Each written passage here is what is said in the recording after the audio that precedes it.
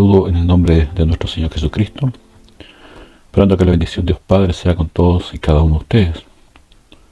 Hoy quiero compartir una reflexión, aprovechando que estamos en el mes de septiembre, que como ya dijimos es el mes de la Biblia, que para nosotros es nuestra única y suficiente regla de fe. En ella encontramos entonces todo lo que necesitamos para acercarnos a Dios, y es la que norma toda nuestra forma de conducta. Y una de las cosas que la Biblia se encarga de hacernos entender es cómo acercarnos a Dios. Y el texto en esta oportunidad está en Mateo capítulo 6, versículo 9 al 13, una porción muy conocida, o diríamos casi universalmente conocida, en todos los ámbitos de la doctrina o la iglesia cristiana, sea cual sea su orientación, que no es otro que el Padre Nuestro. La Biblia, como decíamos, es la revelación de Dios para nosotros.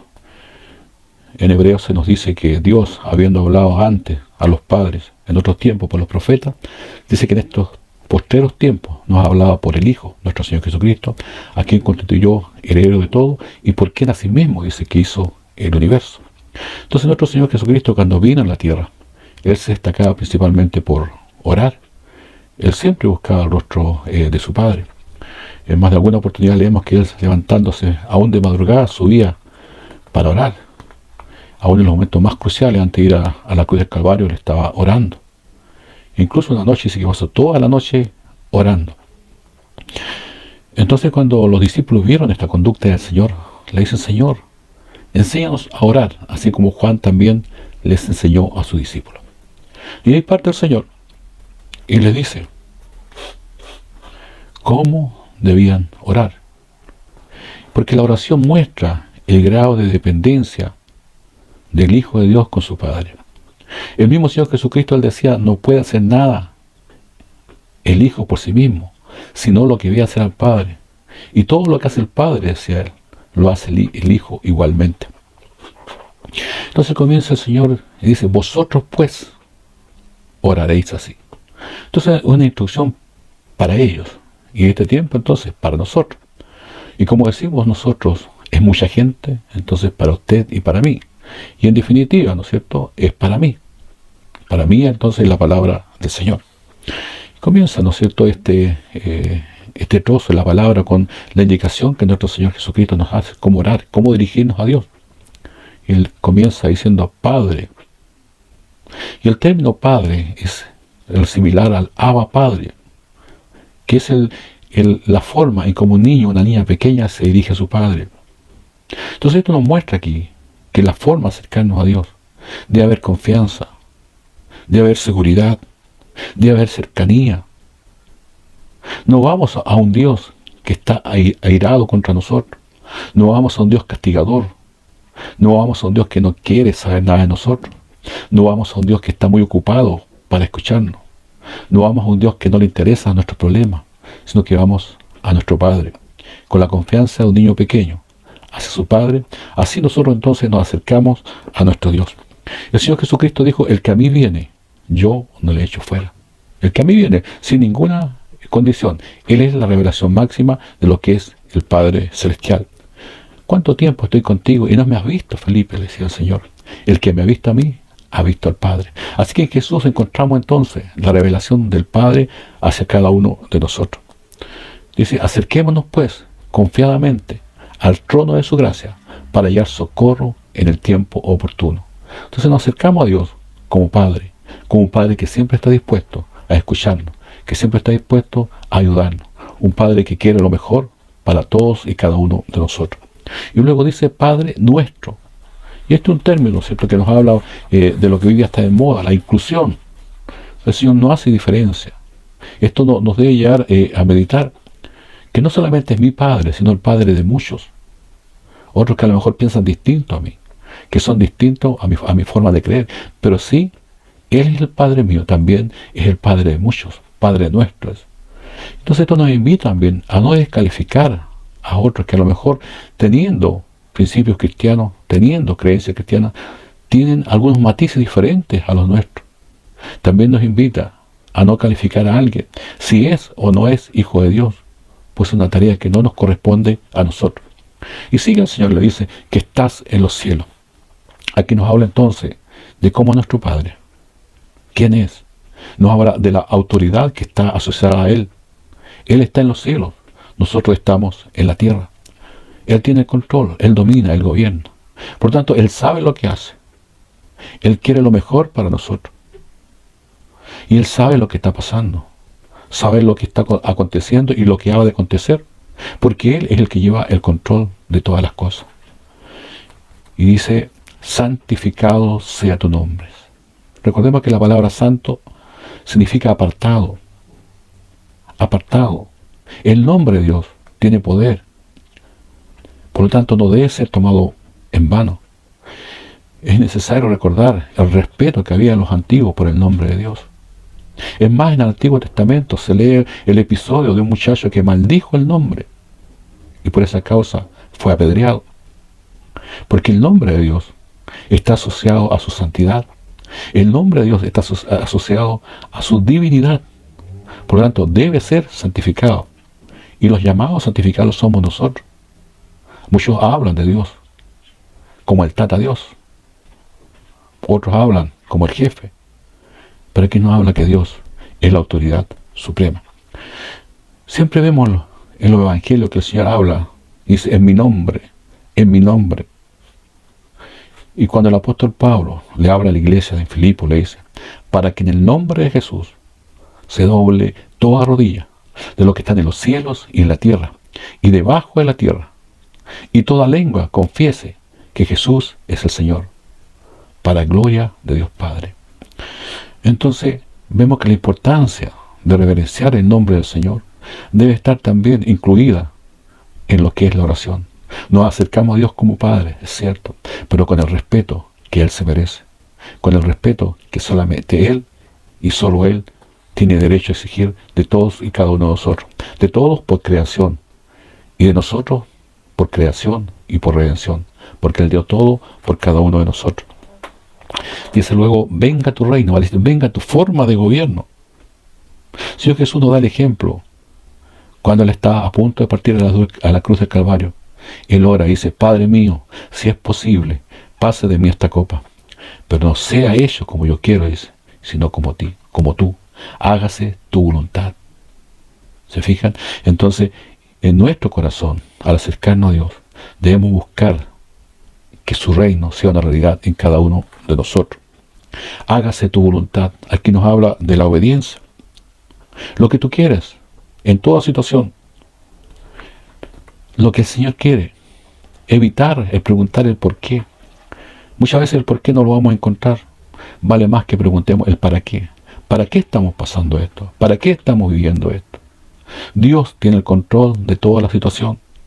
Dios tiene el control de todo lo que pasa.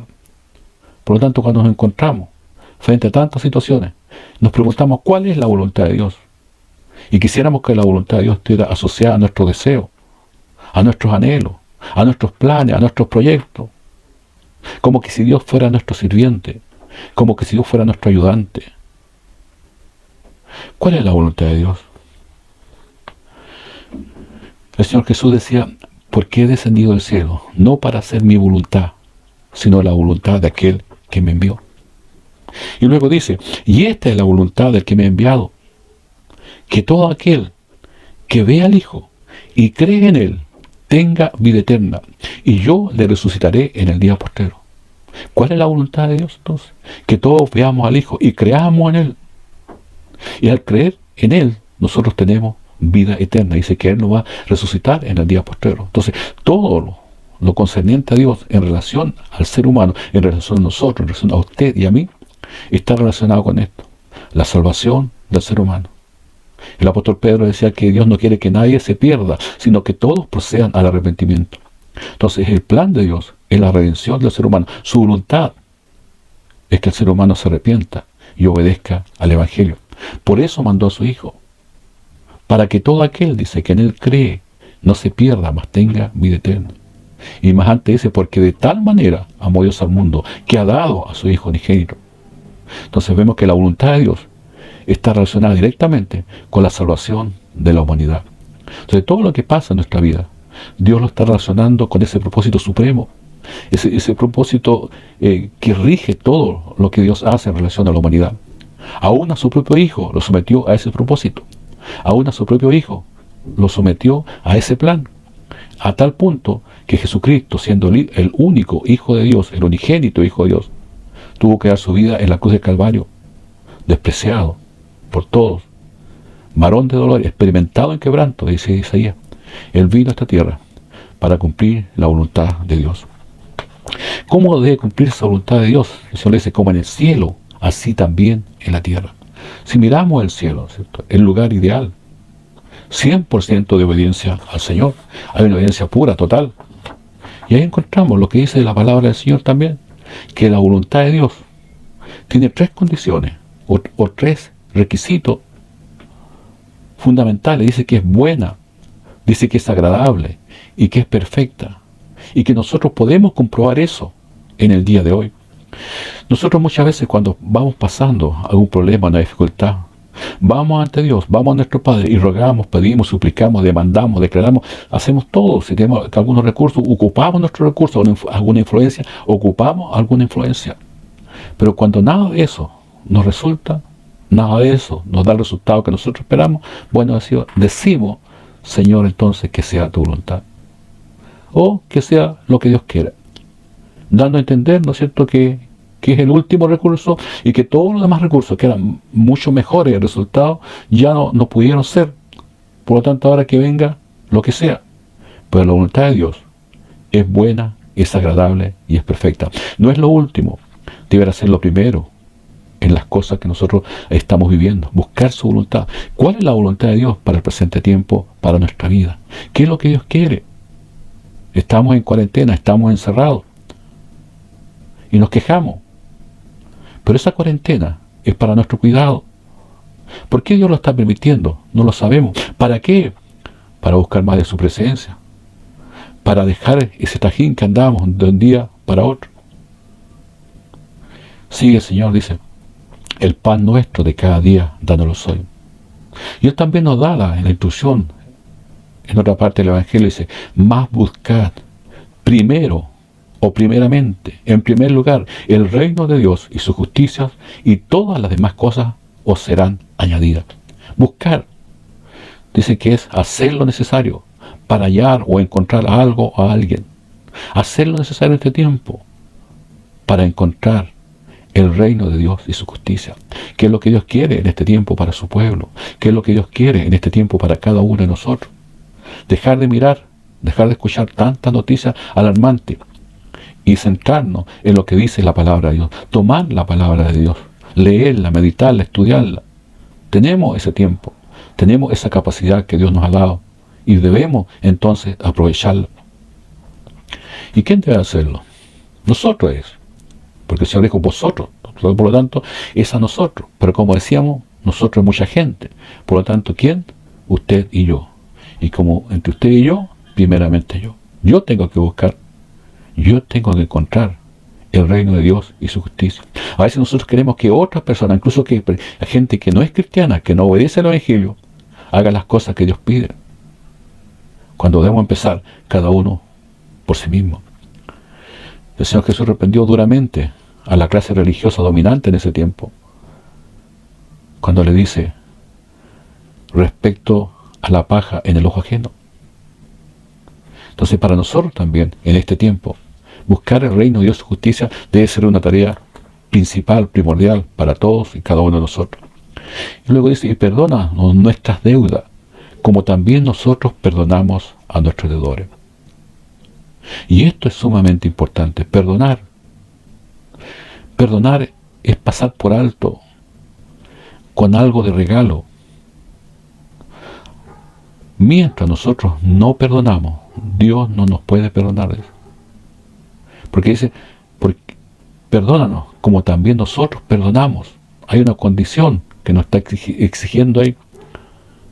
Entonces, antiguamente, en las casas había un baúl, que era una caja de madera, donde se guardaban recuerdos.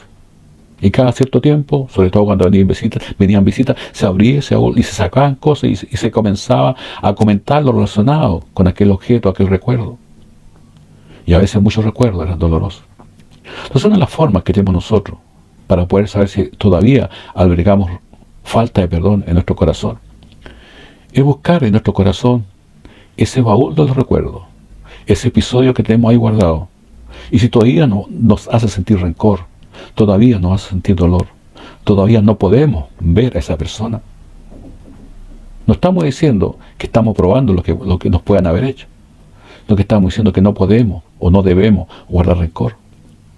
Y perdónanos nuestras deudas, como también nosotros perdonamos a los que nos deben, a nuestros deudores. Eso es lo que nos está pidiendo acá el Señor. La falta de perdón impide nuestra comunicación con el Señor. Es más, el Señor Jesucristo dijo, cuando vas a echar tu ofrenda y te acuerdas, dice, que tu hermano tiene algo contra ti, anda primero y reconcíliate con tu hermano. Y luego entonces echa tu ofrenda. Pero nosotros muchas veces guardamos tanto rencor, tanta falta de perdón en nuestro corazón que omitimos ese paso. Y escapamos. No saludamos a esa persona, no conversamos con esa persona. Incluso a veces podemos cambiarnos. Nos cambiamos de lugar, nos cambiamos de iglesia. Pero el problema no está en el lugar, el problema está en el corazón. Y eso afecta la oración, afecta la comunión con Dios. Y nuestra oración pasa a convertirse en un rezo, siendo que debiera ser el diálogo de un niño pequeño o una niña pequeña con su padre. Esa es la gran diferencia. Hoy día, una de las cosas que podemos tener es tiempo para reflexionar. Antes de todo esto, nos pasaba, como escribió el profeta Daniel, cuando el Señor le dice, pero tú, Daniel, sella estas cosas, cierra las palabras y sella el libro hasta el tiempo del fin. Muchos, decía él, muchos correrán de aquí para allá y la ciencia se aumentará. Si usted se recuerda, nos faltaba tiempo para hacer tantas cosas. Veíamos cómo los días pasaban. Teníamos tantas cosas por hacer. Y hoy igualmente tenemos cosas por hacer, pero no tenemos la facilidad de salir. Por lo tanto, estamos obligados a quedarnos en casa. Y ese tiempo podemos usarlo para reflexionar, para poder realmente mirar, examinar nuestro corazón, si hemos perdonado o si seguimos guardando rencor. Porque en definitiva la falta de perdón nos perjudica solamente a nosotros. Y dice, y no nos metas en tentación, mas líbranos del mal. Porque el único que nos puede librar del mal es el Señor. Él sabe lo que pasa. Él sabe lo que va a pasar. Él sabe lo que pasó. Y Él tiene poder para llevarnos. Cuando pases por las aguas, no te anegarás. Cuando pases por el fuego, no te quemarás. Porque yo estoy contigo, dice el Señor, para librarte. No nos está diciendo que no vamos a pasar momentos difíciles. No nos está diciendo que no vamos a pasar por alguna pérdida. Lo que sí nos está diciendo, nos está asegurando, es que Él va a estar con nosotros. No nos va a dejar, ni nos va a desamparar. Cualquier tarea que tengamos que asumir, Él estará con nosotros. Cuando Josué iba a comenzar, cuando tuvo que reemplazar de golpe a Moisés, porque Moisés murió, y Josué tuvo que tomar el liderazgo de la nación, de todo ese pueblo, esa multitud de gente. El Señor dijo, como estuve con Moisés, estaré contigo. Él instó para esforzarse, para ser valiente, que es lo que necesitamos en el día.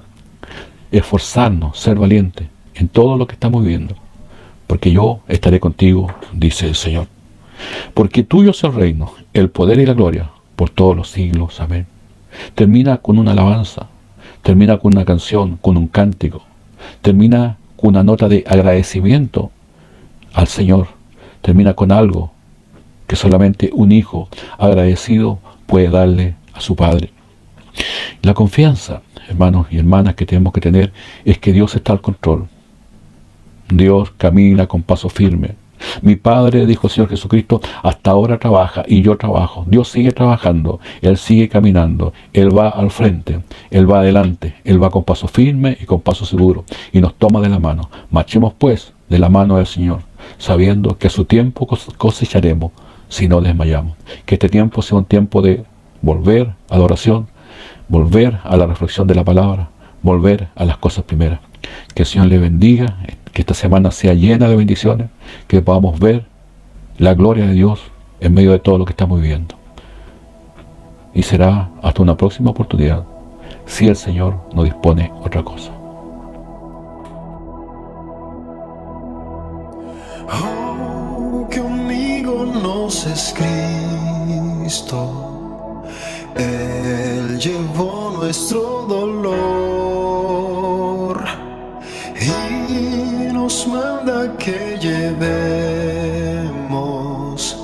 todo a Dios en oración.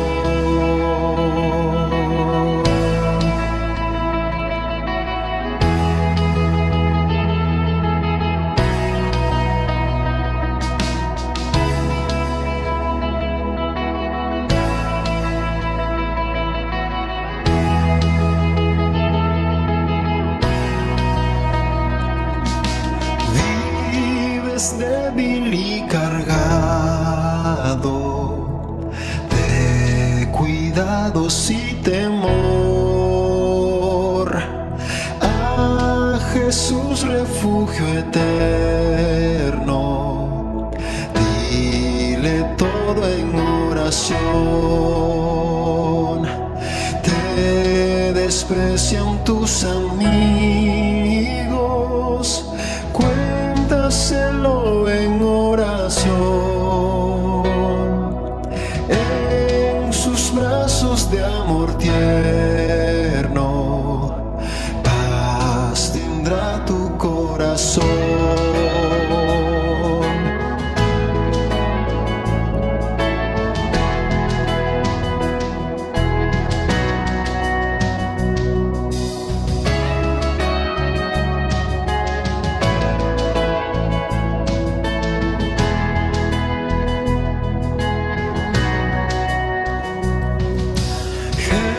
Jesucristo es nuestro amigo, de esto prueba nos mostró,